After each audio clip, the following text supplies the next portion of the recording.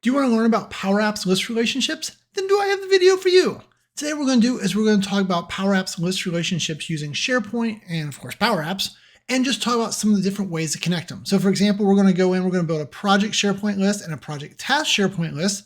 And then first we're going to connect them by creating our own key, right? So we're going to create our own little relationship, so to speak. So we're not going to use SharePoint lookups. We're just going to build that relationship manually, show you how that works. And then we'll go to the projects list and we'll say, hey, now we want to use SharePoint lookups to look up our customers. And so we'll do that the SharePointy way and just kind of compare, contrast, and help you guys, right? I find a lot of people really struggle. Like they get relationships, but they don't get relationships. So hopefully we're going to make that all make sense. If that sounds like fun, then let's switch over to my desktop and take a look. The first thing we should probably do is look at the SharePoint list. So if we jump over here to SharePoint, I've created one called projects. And if we go to list settings, you're going to see that, right, it just has a title, a project description, and a project start date. So just some generic fields, right? You could have many more, you probably will, but very simple stuff. And if we go over here, we've also got project task, very similar setup. If we go back here to list settings, title, task description, task status, status, whatever that word is, right? So those are the two lists that we've got.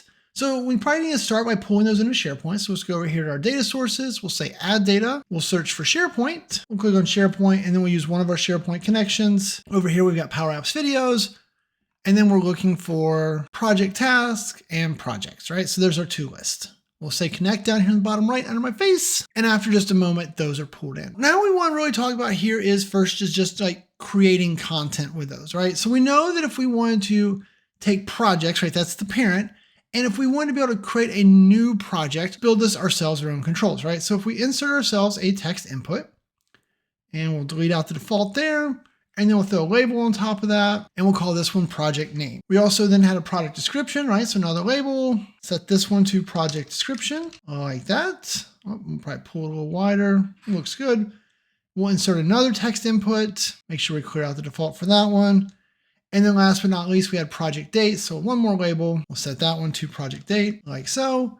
And then for this one, we'll use a date picker, just like that, right? So we're just building our own form, but this way we're gonna have to do it with patch, which just gives us a little more, another chance to kind of look at the mechanic. Okay, so those are the fields. So what do we wanna do if we wanna patch this, right? We throw a button down here, and then we're going to say something like patch projects, and then defaults, and then projects, right? So that would create a new project. Now for the column names, right? If we go look at our SharePoint list, we can see that we got project name, project description, project start date. But I want you to note one thing real quick here. If we go here to list settings again, notice it's title, project description, project start date. So I renamed the title column to project name.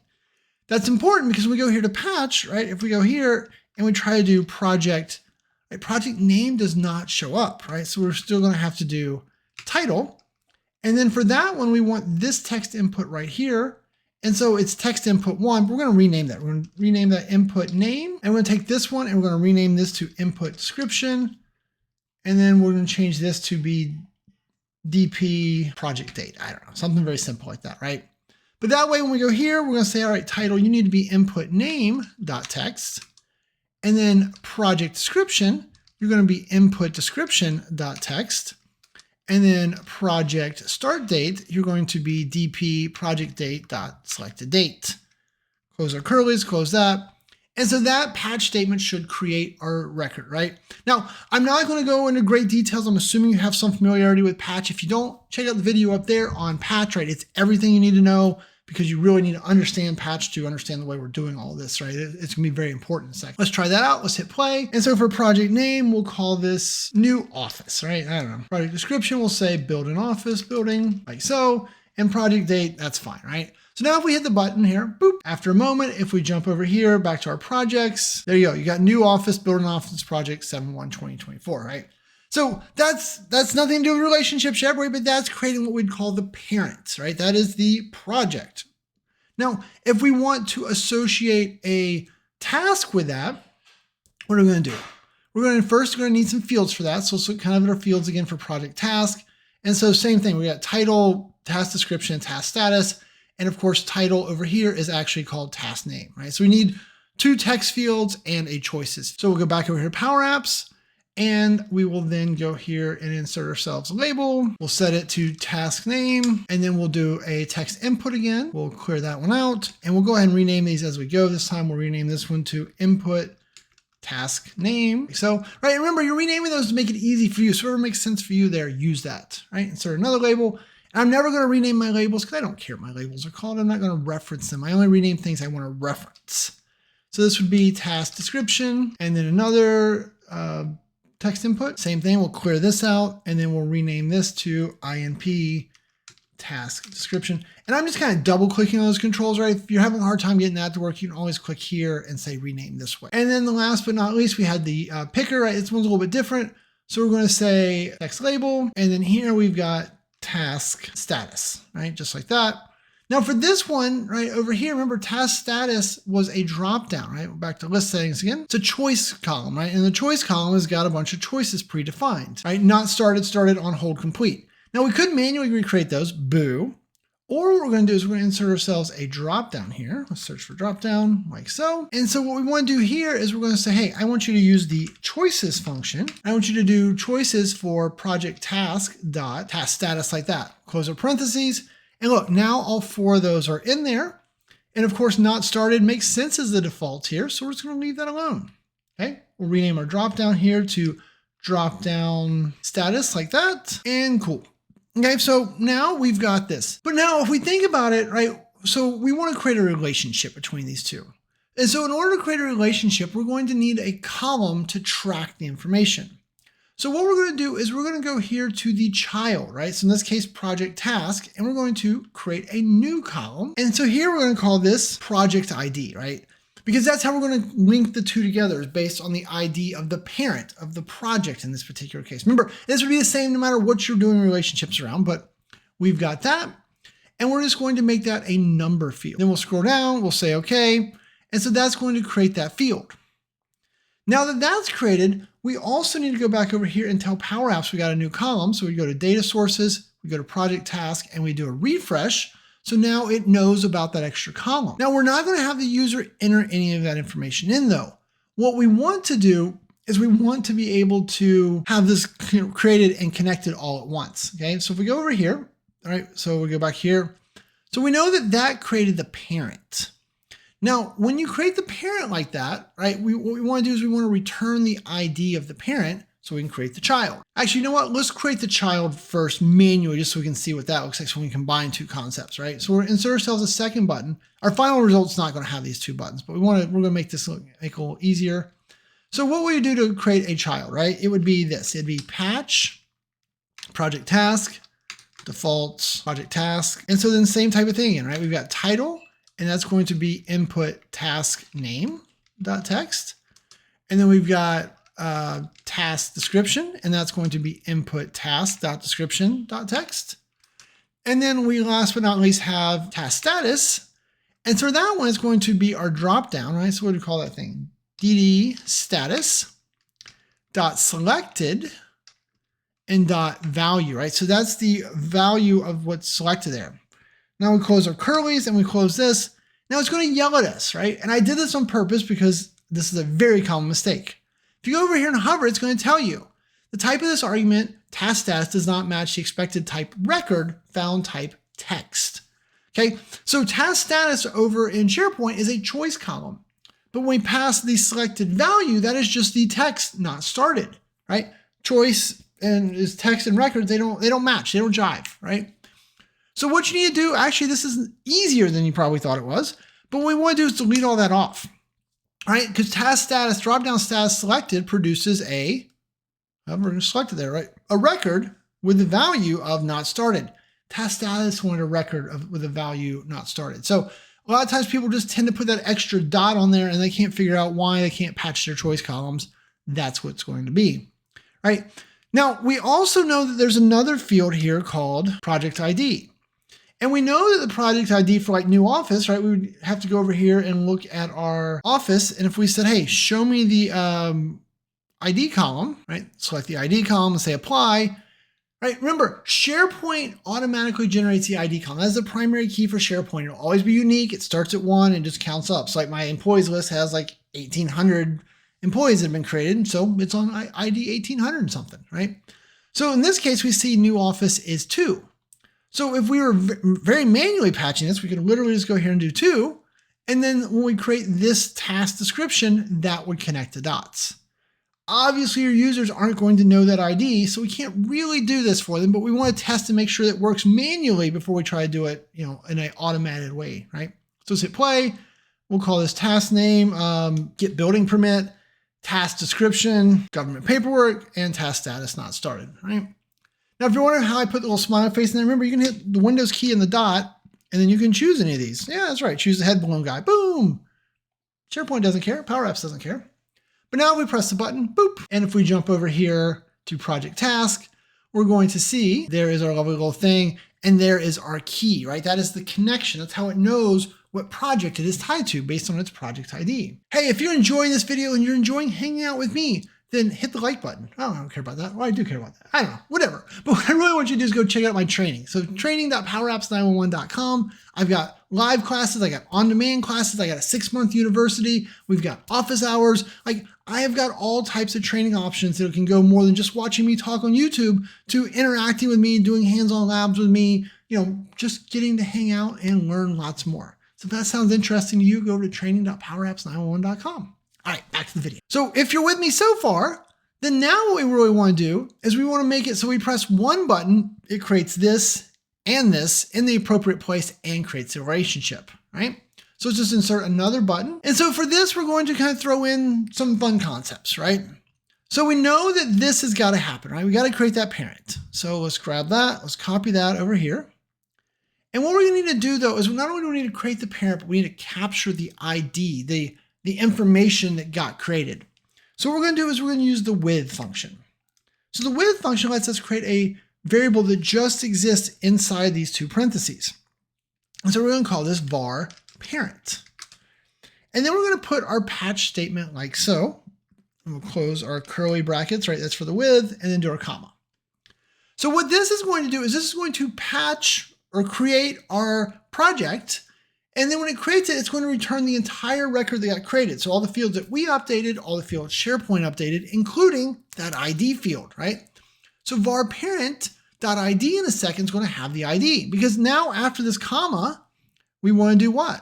We want to create the project, right? So we're going to copy this in, control copy. We'll go over here. We're going to paste this in, but for the project ID, we don't want to just always be 2. We want to be whatever var parent was, right? So we're going to say var parent dot ID, right? That's the primary key. So in case this first time we press the button, it's going to be 3, right? Because parent is going to create a new record, and we can already see over here that the next one, right? 1, 2, it'll be 3. And then it'll create a record here for get building permit again, but it'll be tied to project ID 3 when we press this button, if everything's working right. Okay, that closed the patch, and then we got to make sure we close the parenthesis for our with. And you might want to go here now. We're going to pull that down there. We're going to say format text. This might make it easier to kind of see that, like, hey, inside the with, this whole section was about creating this value var parent. It just happened to be, it was created by doing a patch. And then down here, this patch for creating project task is just referencing that ID, right? So sometimes formatting this out, like, I never do it because I think this is harder to read, but a lot of people like to read them like this. So let's test it out. Let's hit play. We'll call this new office 3 and get building permit 3, just so we know, right? And here we'll change the status to on hold. We'll press this button, boop. And now if we look over here and we go and refresh this screen, look at that. There's new office 3 with its ID of 3. And if we go here and refresh this one, there's get building permit 3 and on hold, project ID 3. So it knows who its parent is, right? It is connected. The reason we would do something like that is so say now that we've kind of got those pieces connected, let's go back over here. Let's just make a new screen, give ourselves some space. Let's insert ourselves a gallery. We're going to tie it to projects, right? So there's our 3 projects. Sure, right? We'll leave that. That looks good to me. We don't really want an image, so we can just click the layout here and say we want title and subtitle. So there's those. So that's the parent. When I select on new office 3, right? So I've got it selected. I want to see over here the information for the parent or the children, right? And so in this case, there's only one child. So we could go here and we could just insert ourselves gallery, and we're going to say, hey, I want you to show me a filtered view of project task where parent where project ID, oh, I kept saying parent. I was like, why isn't this working? Where project ID equals, and so from the first gallery, gallery1 dot selected dot ID, right? So can we know the ID of this one is 3? And so it's saying, hey, project ID for this one is whatever that one is. So if you say play, right, if we click on 2, we see 2, 1, we see build a doghouse, and there wasn't a project ID for that one. So it's blank, boom, boom, boom. So the reason that we'll often talk about this in the terms of a gallery is because it's not unusual to say, hey, I want to be able to, create multiple children. In that case, you have to kind of start to change your mechanics. But if this set of first mechanics were working, right? Because so this was to create a one-to-one relationship, right? Like this is just creating them at one-to-one. But what if instead we said, hey, I want to create a parent and I want to have, as many multiple children as I wanted, right? So then what you might do, so we'll leave this button over here. We'll put these buttons, let's just name these buttons real quick so we know what they were. That's save parent, this one's save child. All right, we'll call that one one-to-one relationship, right? That was one way of doing it. Now, what if we want to have multiple children, right? So let's just duplicate the screen. Duplicate screen. Okay, so now we're on this screen, we'll get rid of this button because I don't want that. So what we want to do first thing here is when they create a parent, we want to what? We got to capture that. Now, last time we captured that with a with because that was what we were using in a very tight scenario. This case, we want to just capture it to have it. So I'm going to say set var record and then close that like that and that. So that's going to create a variable called var record. It's going to store that information, right? When we do it inside of a with, that's only available in that function. Here, we're creating a global variable, so var record is with us all the time. The reason we're going to do that, so let's say play. Let's create ourselves a new project name. So we'll call this new video studio, product description. Shane needs a new office. Okay. So we press this button, boop. Not only does that create that over here, right? I don't think that's a shock for anybody that would create that here. There it is, right? That's got the ID of 4. But the reason we did it there, right, is now inside that variable, if we said insert a label, we could see that in that label, right, we got var record dot ID is 4. So that's what we want any subsequent children to be associated with. Because what we're going to do here for the save child is we're going to say, hey, your project ID is var record.id. And then what we're going to do is we're going to say, hey, after they finish that, we're going to reset and put task name 1 and then reset and put task description _1, right? Remember, we did the copy. That's why you see as _1s. And then finally reset drop down status 1. Why are we going to do that, right? Because now we've got a parent loaded. So now if we say task name, go shop, right? Task description is shop. So if we save child, that's going to get created, it gets reset. And then we're going to have paint walls. Painting is fun as the description, and we'll change that to started. Every time we press this button, what's happening? Over here in our list, if we refresh it, look, there's go shop, parent is 4. Paint walls, parent is 4. So now if we go back over to our screen for our galleries, right? So if we go here to new video studio, now we see go shop and paint walls. So they follow us around, right? Like we have multiple. And so that is how we kind of connect all those dots, right? Like a lot of times, you can make this more complicated. One of my other videos, like I showed like an editable grid where we did this. So you could kind of see all the children at once and then save them all at once. Like I'm in the process of remaking that whole series, but like there's other ways to do this.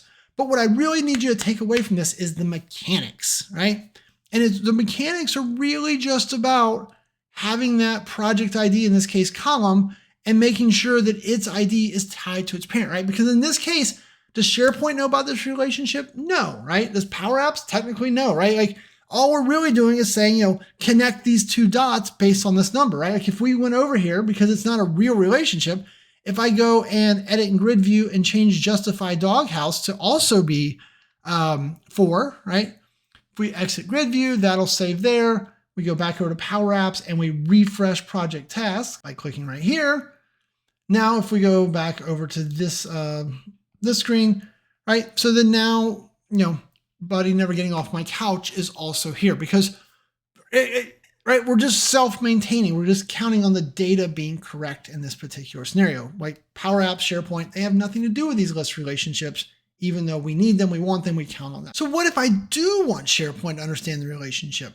In that case, what we want to do is we want to use a lookup column, right? So if we go back over here to our projects, so let's say we want to add a column for key customer, right? We're just going to use my SharePoint employees list as those key customers. So from a SharePoint's perspective, we're going to go here, we're going to go to list settings. And now what we're going to do is create a column. And so what we're going to do is we're going to use what is called a lookup column. So that is right here. And we're going to call this, change the name here to key customer, like so, lookup, boom, boom, boom. Then it's like, all right, well, what list do you want to get those from?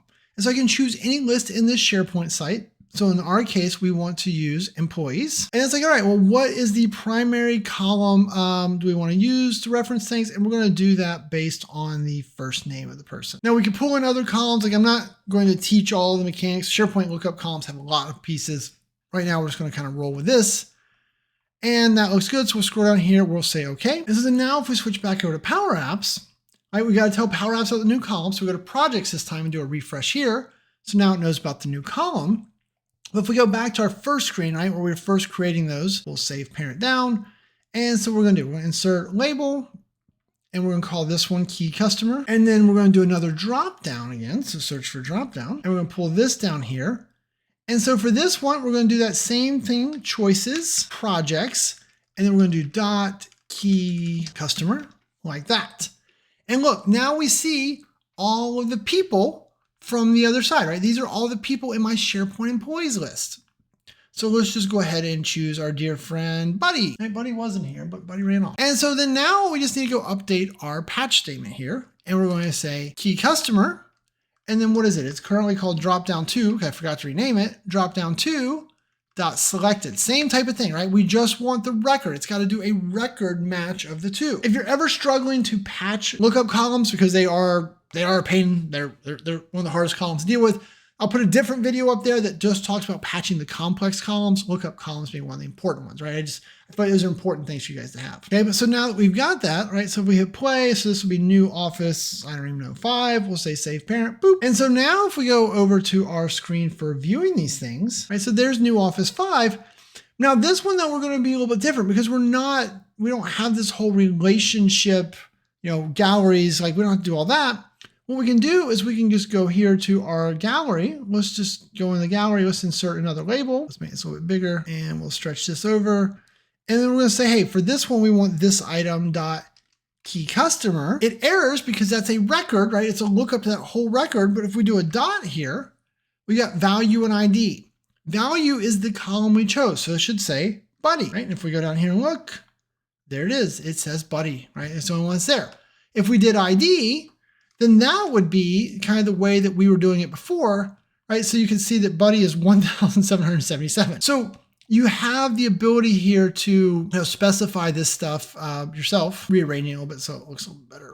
There we go. In this case though, like the whole relationship is maintained by SharePoint. And the nice thing about that, the reason people sometimes choose this, right? If we go here and say, hey, I want to, go back to our projects video, go to projects, look, key customer, I know the black on blue is hard to see, but it says Buddy right there. And if we click on this, boop, it actually opens up our SharePoint employees list straight to our puppy Buddy, right? So SharePoint is mapping all of that for us. SharePoint is handling the relationships, the connections, all that, right? If we go back over here to our task list, and if we we can't click on 4 or 2 or 3 or any of those because those are just numbers. We know what those numbers represent and we wired that back together. But SharePoint doesn't understand it. If you're ever thinking, hey, should I do it manually like we did the first demo, or should I do it using a lookup like it's done here?